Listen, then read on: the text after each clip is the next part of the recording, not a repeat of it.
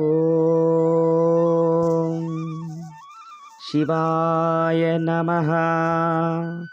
ఓం కార్తీక దామోదరాయ నమః.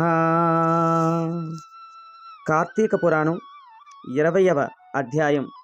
పురంజయుని చరిత్ర. మిథిలా నగర ప్రభు జనక మహారాజా, నిరంతర పుణ్య కార్యాలతో అలరారు కార్తీక మాస ఔన్నత్యము ఎంత చెప్పినా తరగనిది. ఇందుకు సంబంధించిన మహిమను తేటతెల్లముగా తెలియజేయు పురంజయుని చరిత్రను అగస్త్యుల వారు అత్రి మునీంద్రుడు అడుగగా వారికి చెప్పినది నీకు చెబుతాను విను. ధర్మవేత్త, దైవాంశ సంభూత అగస్త్య మహర్షి, కార్తీక మాసం యొక్క మహాత్మ్యమును మీ వలన వినవలనని ఉన్నది, అనుగ్రహించవలసింది అన్నారు అత్రి మునీంద్రుడు. అగస్త్య మహర్షి, కార్తీక మాసం పుణ్యప్రదమైన నెల.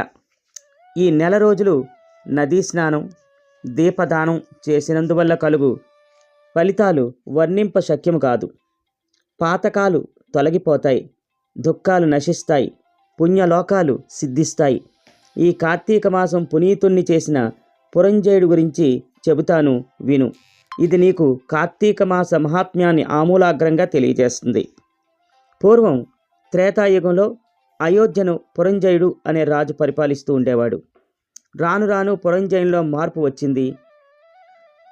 వంది మాగధుల కైవారం వల్ల, స్తుతి స్తోత్రాల వల్ల, శత్రురాజుల భయాందోళన వల్ల తనకు తానే సాటి అన్న అహంకారం అంకురించింది.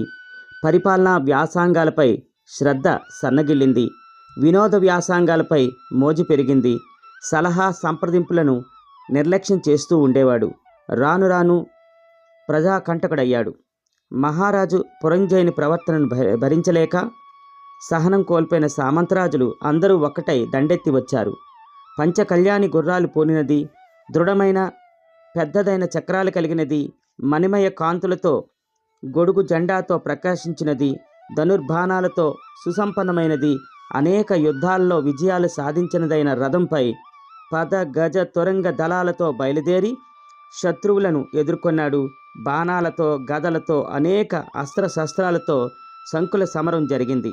కార్తీక పురాణం 20వ రోజు పారాయణ భాగం. పురంజయ చరిత్రలోని యుద్ధ ప్రారంభ అధ్యాయము సమాప్తం.